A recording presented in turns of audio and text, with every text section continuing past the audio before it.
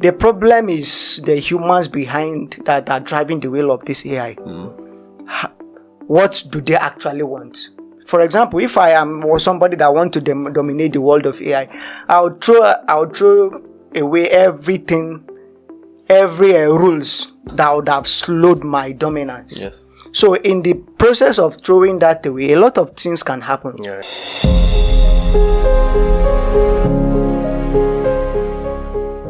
Hello everyone, welcome to another episode of the Open Reality Show.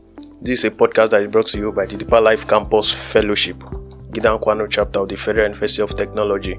And today we are going to be looking at a very amazing topic, and it's an honor to have these special people join me today. With me I have Bro Abraham Omeza. It's an honor to be here. Thank you very much for making it here. I also have Bro Trust Femi. Thank you very much for having me. Thank you for coming, sir. And I also have Bro Evangel Oladipo with me. Yeah, it's a delight to be here. Thank you very much for honoring our invitations. Alright, like I said, today we'll be discussing a very interesting subject. And before I proceed, my name is Daniel Akintola and I'll be your host today. So the topic we are looking at this today is tagged Artificial Intelligence, Bane or Bounty, meaning that we are looking at the good side and the bad side of artificial intelligence.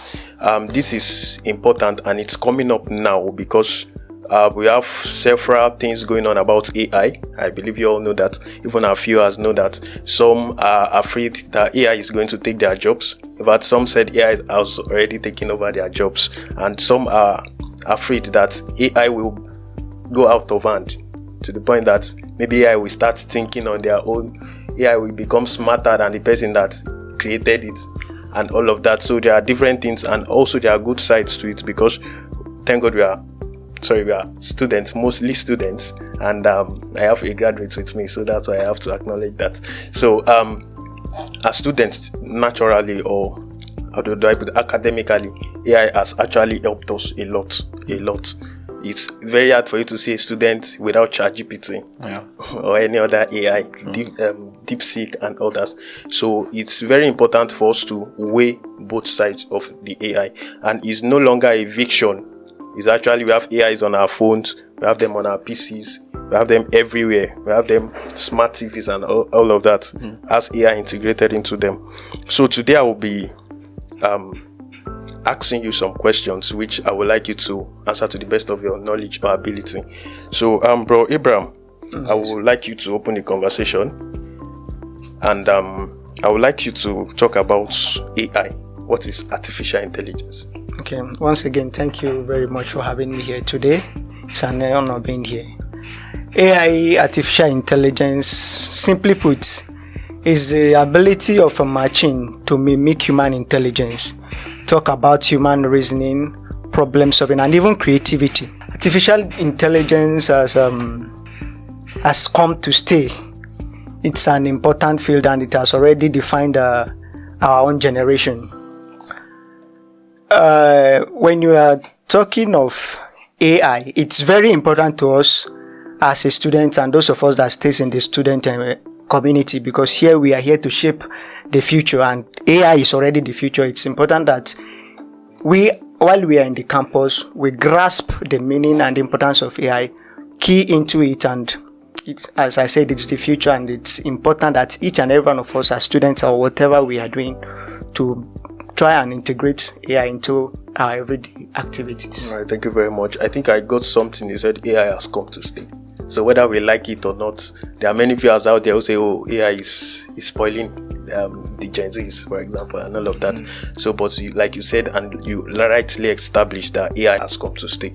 All right, thank you very much for that. So, Bro Evangel, I would like to ask you about the origin of AI. You know, many of us think that AI came last year, that's 2024 or early this year, when ChatGPT and all of them came around. So has AI been existing before that time? Okay, so the truth is actually most people knew about AI when there was the release of chatbots and like ChatGPT, Gemini, and that's when most people even knew about AI. But the truth that AI, even the terminology is as early as the 1950s.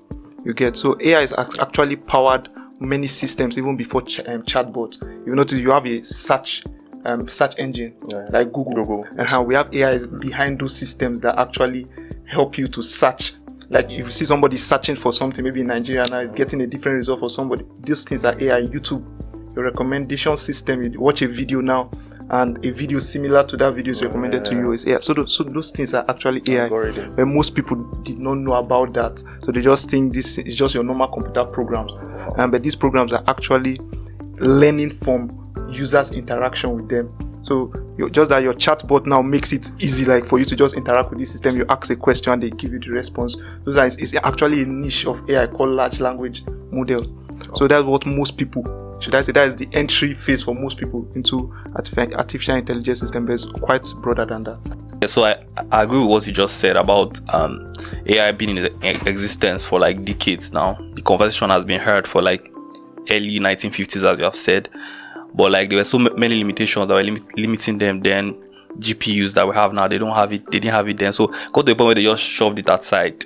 And I think around 1990, thereabouts, the IBM worked on something and they made it play chess with one of their grandmasters there, and it actually won it. So that was one of the big AI breakthroughs they had. So it was actually in phases.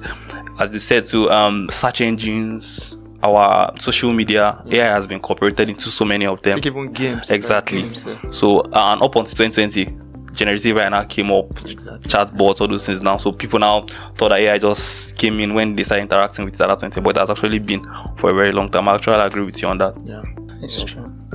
Thank you very much for that. Do you have anything to add to that? All right. Thank you very much for that. I think that established the fact that AI has been in existence for decades now. Yeah. All right. Thank you very much for that.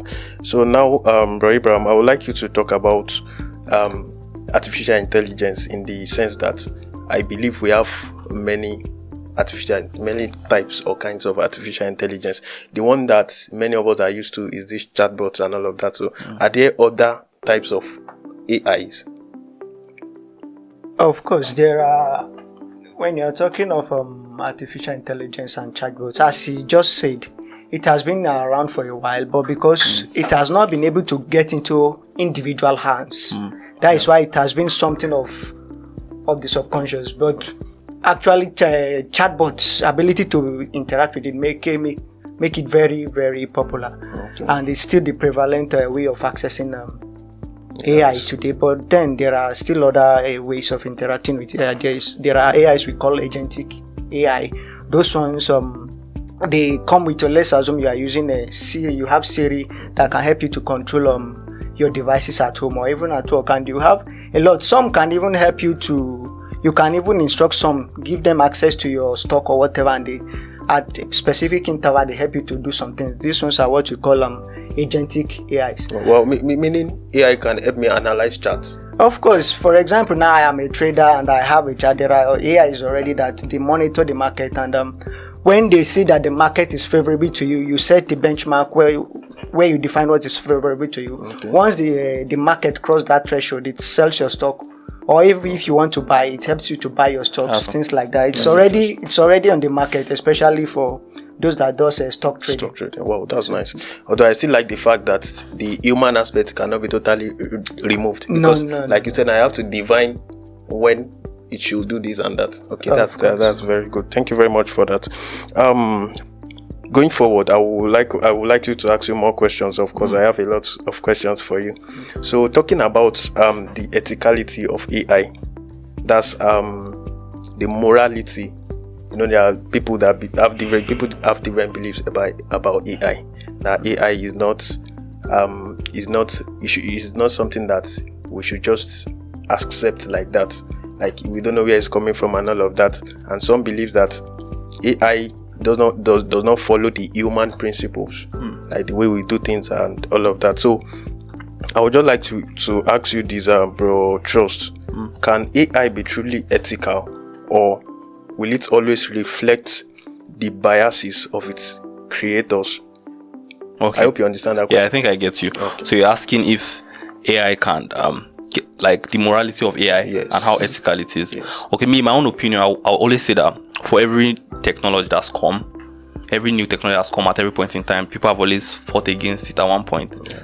let me use this jokingly example, washing machine. I remember hearing it that time in school when I was in primary that we don't, parents will say we can't buy washing machine for it to spoil them, to destroy. Yeah. So at one point they are fought against technology. There was one that I saw too online. It's about the use of calculators. Exactly. I saw it that teachers in the UK also they protested then. Yeah, That's why would they be allowing students to use calculators? But now calculators facilitate me to even do more complex maths. Yes, exactly. So but what they were fighting against is the fact that students no longer reason with their own intelligence. They now depend on AI for everything. No, that's so. But now, like you said at the beginning, that AI has come to stay. So no, AI, so that's the thing. There's always disadvantages to something, but I think for AI, the advantages outweighs the disadvantages by far. Because I feel as humans, our brain is has a lot of capacity to do things, but we're limited in the sense that we are too bothered about some other things. If AI can handle some of the task that will overbody me, why not let me give AI to do that and focus on more important things? See documentations now in like for our lectures now. Yes. There are AI that can document, for instead of writing notes and stressing, you can actually pay attention while the AI is doing that. So you don't have to multitask and other things. So people definitely talk about morality of new technologies. Not like this is not the first time, and also I don't think it's like a problem. The AI is coming to stay, just like as I said, and the ethical, there's no problem. AI will not come as robots to come and destroy anybody. It's not coming to do that. All right. While that is true, there are still some concerns that we should look at. As he actually said, the problems are not the machines. It's we, the human. They are not the ones that use themselves. We are the ones that still give them instruction. And as far as human being is concerned, we are usually biased and we are usually selfish. That is where the problem comes from. The problem doesn't come from the AI. It comes from we. The way we use the AI, what we use it for. For example, you have deep fakes that can actually be create a replica of someone to fool millions into doing things that they don't actually want to do. You have, in fact, what we are doing right now, we can deep fake it. I can, as I am sitting here, somebody can just clone me and now like this. So we don't even have 100%. Before we used to say video call or a video is the ultimate proof. Evidence. Because you cannot, your face is your face. But now with deep fakes now, it can be faked. Wow, that's serious. So the concerns are actually there, but we should always, the important thing is to know that the AI is not a problem. The problem is we. The users. How do we use it? That is. So it's our morality that should be in question, not the morality of the. Thank you very much. It's our moral that we should question. That's wonderful. Thank you very much for that, bro. Evangel, I would like to ask you this regarding jobs. There are many fears now that AI will take my job. AI will take my job. Are AI taking more jobs than they are bringing? Okay, first of all, to answer that bluntly, I'll say they are creating more jobs. Yes, they are creating more jobs than they're actually taking. That's what I'll say that. And I would like to use this example. Initially, the word computer. Initially, computer was a term that was referred to as people. Like people were referred to as computers in organization before the advent of modern computers like we know it today. But later, what was a computer now? Nobody even thinks of a human being. Are you serious? It was actually they were people were called computers. There were people that were good in mathematics in places like NASA that were called computer. Computer just comes from compute, which is so that's their work. So, but because of the advancement in technology, we have systems that can do those computations better than humans. So took away those people's job, but it created different possibilities now, like we have in the world today. So it industrialized the economy, made different inventions possible. Without the computer, we will not be able to do that.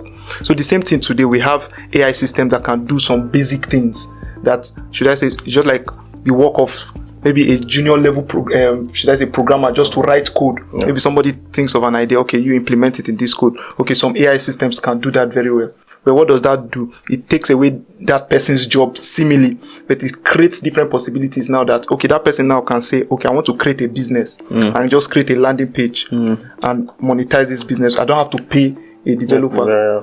So I feel like it creates more possibilities, creates more options, creates more jobs. So even now, immediately chatbot came out. One role that was created immediately was prompt engineering. Exactly. So we saw that role, and we are going to be seeing different technologies and different job opportunities coming up as more as technology improves. Okay. And yeah, That just reminded me of one quote I saw somewhere. I think it was, I don't know, I can't remember, but it was like saying the future is not man versus the machine, but like it's man with the machine. So as I said, it's going to enable us. It's not just going, we're not beefing with the machine, we're not beefing with the AI. Meaning that we should just cope. Yes, embrace And, to put numbers to what he just said, when you are talking of job losses, there is a World Economic Forum report of 2024. I think when they made the research and analysis, they say that due to AI, about 87 million jobs is going to be lost. Wow. But 69 million roles is going to be created. When you look at this, we are talking about 87 million jobs, but 69 million roles. When you, So if you look at it, essentially, it says that there are more jobs that will be available than the one that is going to be lost. Yes. So That's true. Because the fear of many people nowadays is, for example, let me use an example that is common to us in the student environment.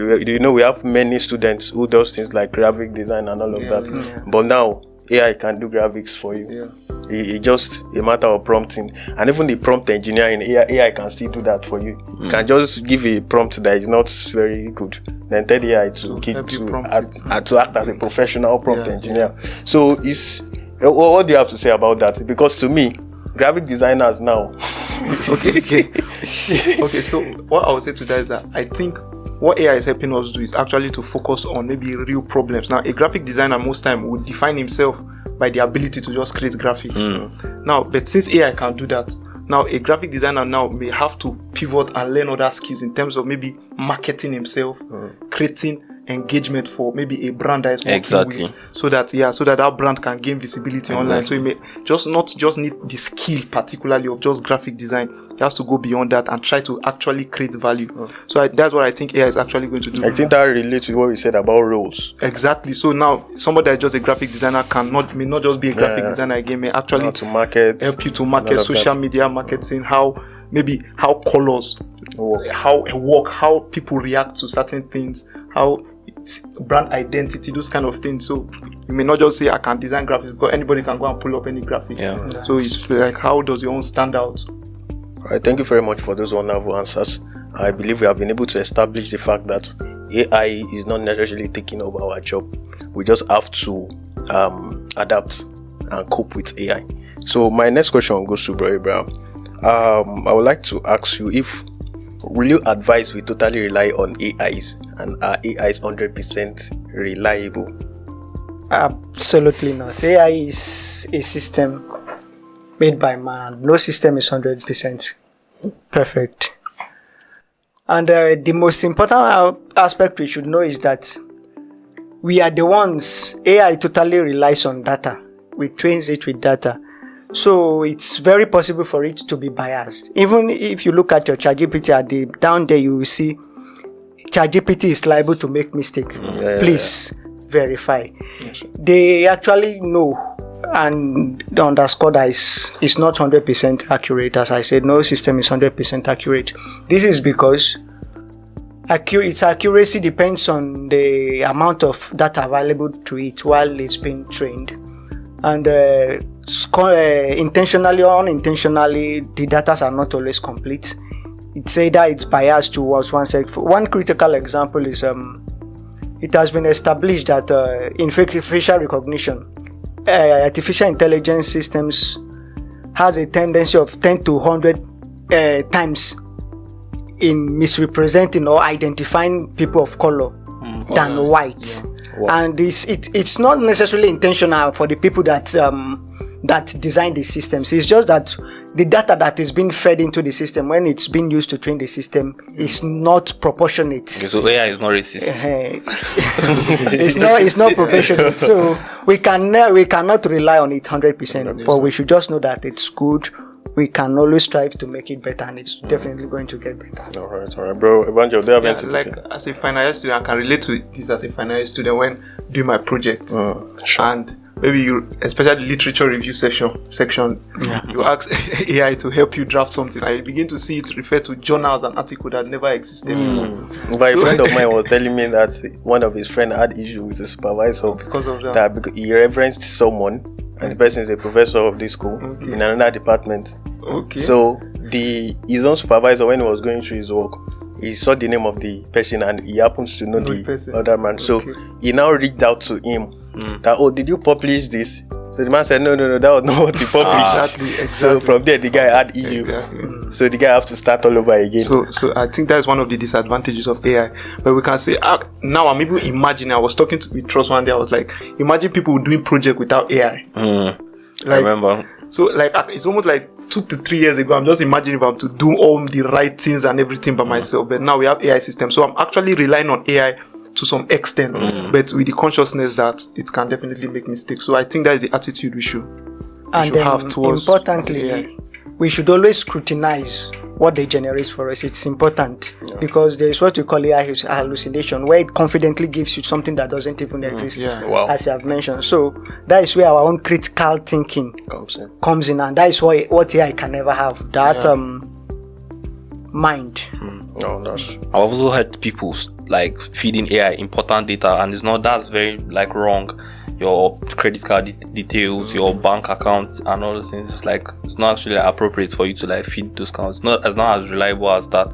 Some people store those things there, and it should not happen. But even at that, many of the things we do today are online. Yeah. And like you said at the beginning, that AI is integrated into most of these systems. Yeah. So is there anything we are really hiding? Is there anything we are really hiding? Yeah. There is nothing we are hiding, but you should understand the context at which these things are being used. When you feed things to AI during that chat prompt, it is going straight into the stream. But in the search you are talking about, the details probably Google have. At least there are some rules and laws that guide how it should be stored and how it should be processed. But this one you are giving to the chatbot directly. There is no limit in how it can process it. It will do whatever it can do with it to give you the response you need. All right, thank you very much for that. Let's look at the next question. Bro Trust, I would like you to start answering. The question is, who should be held accountable when AI system causes harm or fails? Who should be held accountable? Okay, so we said something earlier as regards morality and ethicality of the AI system. So Bray Brown said something about AI being, it can only give you what it has been fed. AI is being fed with data, large data sets to some extent to train it and understand. So it understands based on what you have fed into it. So there are, where the problem might come from can be from the data set which you use to train it. It can also be from just like misuse of it, if that's what you're talking about. So it's also, it just all depends on the person. AI is a system. To an extent, it's automated itself. So it works automatically. Depends on what you feed into it, and it will give you back the response. And also it depends on humans. So humans are the only unstable thing. We are not machines. So the way we use AI and other things too can't change. But AI system is there. So actually, I would also love to say, I think AB2 highlighted that initially, that AI systems may not be the problem, but the people using it. Because I think some of these systems, like you said, or ChatGPT at the end will tell you that this thing can make mistakes. So you have to use this tool with a consciousness that it can make mistakes. So if it's going to cause harm, I know that it can be very dicey in some sense, that some people trust AI with like some important details and they don't know the consequences they are using the AI. But I feel like there should be a sensitization of the kind of information you should give to AI, the kind of at what level will you hold what AI gives you as true. You get so you should always verify, fact check. And I feel also people that build AI systems to have tried their best to make people know that this thing is not just like your calculator. Now you know that okay, if you put 1 + 1 is 2, but AI system is not even exactly like that. It can have mistakes. Even though it's a very good technology, it can have mistakes. And that consciousness is important. Okay. Another important aspect in that particular question is, if I am to understand correctly, is let's assume I generate a deep fake now. Exactly. I use AI to generate deep fake. Is it me that is responsible or the company? In this context, it is me. Legally, we are talking about legal terms now. I am the one that gave the prompt to the AI machine, and the machine gave me the result. It's like this. It has been established that if I generate a content with AI now and we'll go ahead to make 1 billion from that content, does the AI company have the right to sue me? No. The content, legally, the content is mine. Yeah. So if there is any problem that should also arise from there, if there is any legal implication that arises from that content too, it is my responsibility, not the company's responsibility. Legally, that is the legal ground now. Wow. So the issue of deepfakes and all of that is the person using that. It's the people that created the content that is going to be held liable, not the company that owns the AI. Wow. Thank you very much for establishing that fact. Moving on, I would like to ask this question, Mr. Evangel. How is AI, or our AI generally, already affecting our decisions, our daily decisions, without us realizing it? Maybe we are not even conscious that it is AI that is actually inducing or making us do some things. Okay, I would love to look at it in two perspectives, right? Just like when we're preparing for this podcast, and I'm thinking of, okay, how do I prepare? Subconsciously, I go to an AI system. Sharp, exactly. Right, and prompt, ask questions. So subconsciously, if I'm looking for an answer on the internet, unlike before that, it was subconscious to go to Google. Now, ChatGPT, Gemini, or Grok. Now, the second part I would look at it is from maybe the behavioral perspective, maybe when it comes to like social media. Yes. Now, one of the social medias now that's popular and has gained traction is TikTok. Okay. And TikTok algorithm is a very addictive one, but it's a very advanced AI system. So you see people spending hours on TikTok, watching reels of 2 minutes, and end up spending 3 hours. Exactly. So those are very advanced AI systems that shape our habits. You discover people become addicted to social media using TikTok, using YouTube, Instagram. Those things are AI systems that influence the way people behave, the way people interact on social media, what people end up desiring. So the lifestyle they want, you see somebody and follow an influencer because of their lifestyle, you begin to see other influencers like that. Before you know, it shapes your perspective. Maybe you are a believer now, you also follow maybe believers, you follow a particular pastor, you discover on your feed they give you more pastors on those type of topics. So even as a believer, you discover you're even more edified going on social media. So subconsciously you go to social media, you come out edified because of those AI systems. So they are modifying the way people interact, the way people think, the social interactions, behavior, without people actually knowing. All right, thank you very much. Do you That have is anything to very add to true. that? I will talk on the professional side as a coder or software engineer.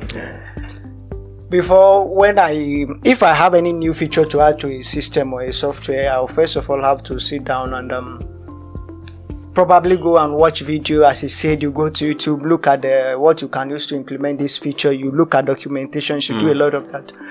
But today, I have my Copilot with me, Microsoft Copilot in my VS Code.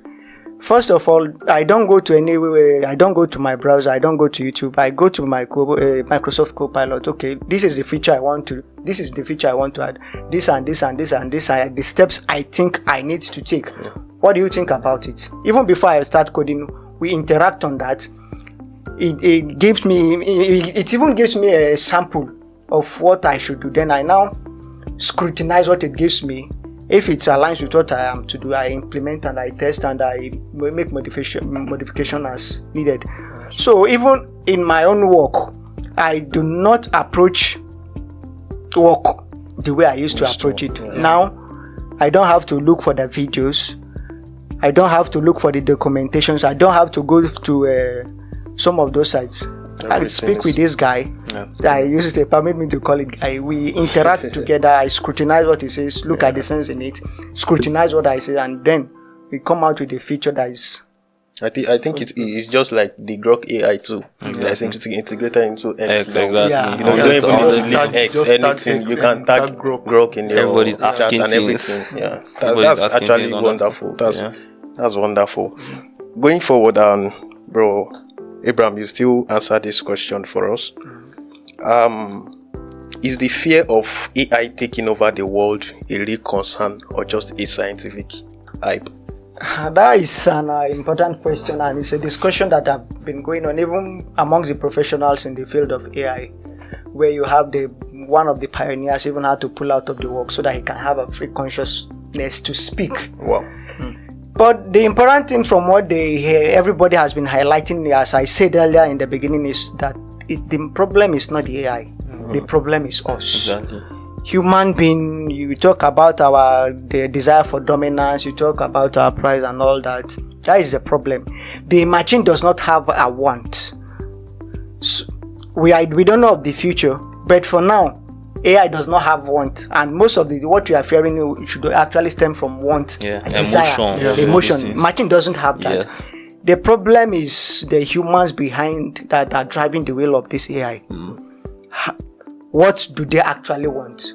For example, if I was somebody that want to dominate the world of AI, I would throw away everything, every rules that would have slowed my dominance. Yes.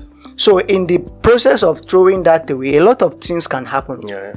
So that is the major problem. Yeah. The problem have never been the AI, but we, from the creators to the users and all that. And on that aspect, if we can have strict regulations from the government, and if we can talk to ourselves and be reasonable, I think we don't really have to worry. But moving forward, technology generally advances.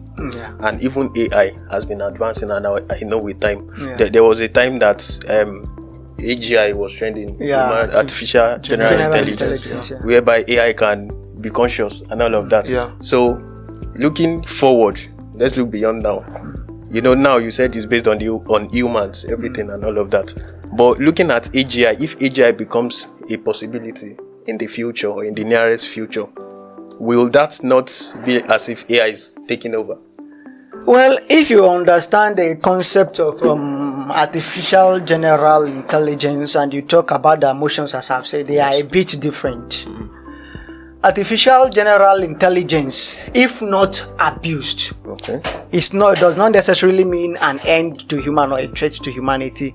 It's actually getting close to the level of intelligence. Whatever we have now, forget about it. It doesn't get close to the level of intelligence of human. So artificial general intelligence, AGI, is that there is a single system AI that have dominance in almost every aspect. That is what it actually means. But of course, if it gets to this level and there is no things to checkmate what it does, it might get dangerous. But generally, as I've said, at that point it's still not dangerous as far as while it is going on. Before it gets to that level, it can be tested and reins can be put in to hold it back. I think one of the reasons why AI might be scary, it may look scary. Like I saw a video of like Sam Altman in a conference asking people, how many of you think here you are smarter than GPT-4? Some people raised up their hand. And I said, how many of you think you'll be smarter than GPT-5? Only a few people. So you see, the public perception of AI is that we are building something that is more intelligent than human beings. So definitely that fear will be there. If you end up building something, that in the future, I don't think there's any technology that's developed as fast as AI. Since we are alive. Too fast, bro. People are afraid, like, if this thing keep developing at this pace, imagine what it will be able to do in the next 10 years. And imagine if, like we said, the problem may be humans, right? Imagine if the humans are the helms of affairs of AI now want to use this AI for their own personal benefit or for malicious intentions. So I think that fear is actually legitimate. And if, from sci-fi movies too, if you're somebody that watch sci-fi movies, you see the fear is there. Somebody one day AI just enter all systems, shut down the whole light, shut down power grid, and so I feel like that fear is legitimate, but we should know that it's still our responsibility. Yes, that is the important thing. It's just like when you talk about nuclear weapon. Nuclear weapon with just a switch. In fact, Elon Musk said AI is even more dangerous than nuclear weapon. I saw that. I used to look at something that's professionally now for those who build all these AI systems and all of that. Taking deepfake, for example, I used to look at it that what if these people actually put in the same effort they put in building these AIs, they put in the same effort in seeing a way of containing them. So that we'll not end up having AIs that can do anything with, because anybody, even a 5-year-old, has access to all these things. So I used to think about it that what if developers like you and my other guest here, what if you guys put in the same effort you put, because building an AI I know it must cost a lot, sure. both mentally and even resources. So what if people put in the same thing in building preventive measures alongside, or maybe after doing that, you don't just give up that, oh, I've launched my AI and all of that. They build up systems and structures that can help contain the excesses of AI. I think that is a very important line of thinking. But the problem is most of the big dogs, the big guys rather, in the field, they are business people. That is the number one. It is because of business that AI has been able to come this far, where you see people investing billions and billions. And even if you are at the top of the company, it's not necessarily your money. You have investors investing in the company, and what they are expecting back is return in investment. Yes. Now, when you talk about return in investment, let's assume now I am the owner of a company, and I have people's investors' money that I'm spending, and there is another guy. Him too, he have investors on his own. They are building in their own system, and I decided to be building a system to solve a problem that I think is going to go ahead, while this guy is focused on pushing the boundaries and exporting it to users and getting money from users and returning the interest for its investors.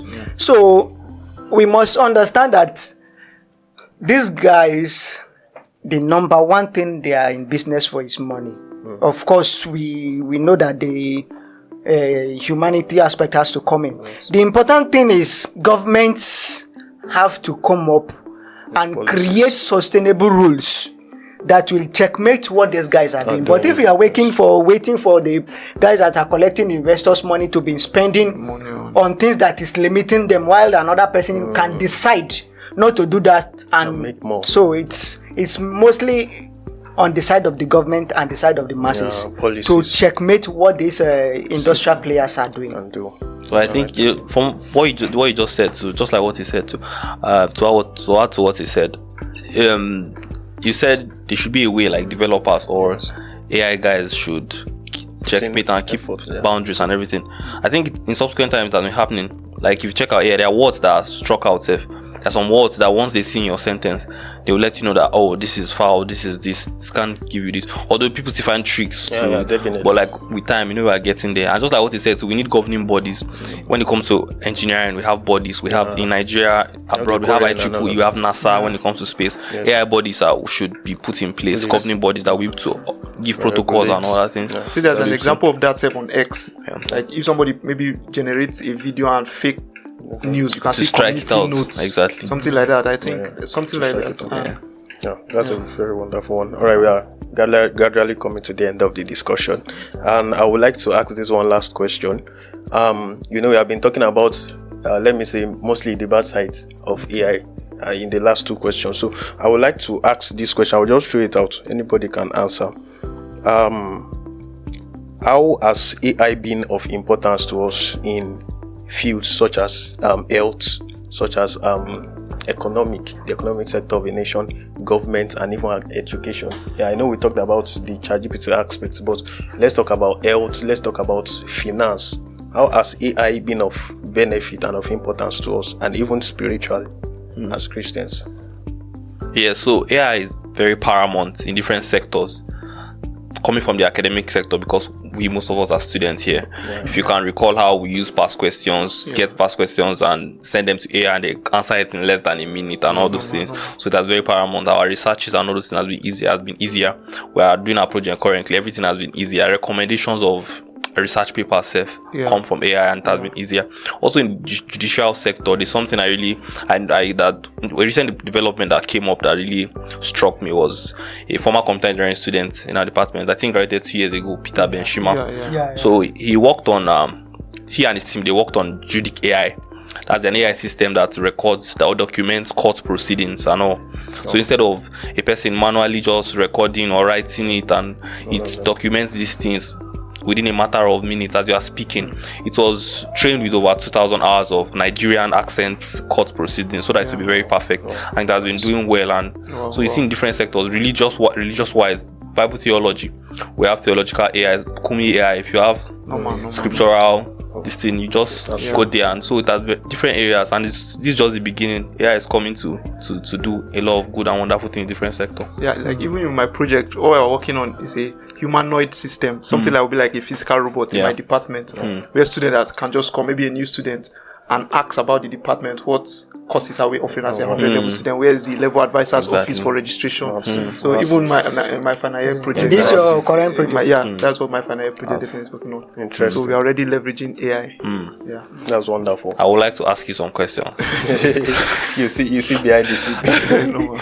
All right. Lastly, I just want to hear your final words to our viewers, because we have a lot of people there. So just final words for all of them or any of them out there having a question about AI and all of that. So just your final words for them. I'll start with you. Okay, my final word is that AI is here to stay, and it's just a tool. It's not something that you are supposed to be afraid of. Utilize it and multiply your productivity. There's one quote I heard somewhere, is that technology is a productivity multiplier.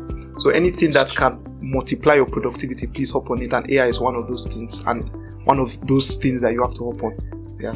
Thank you for that. Bro, Abraham. Yes, final words.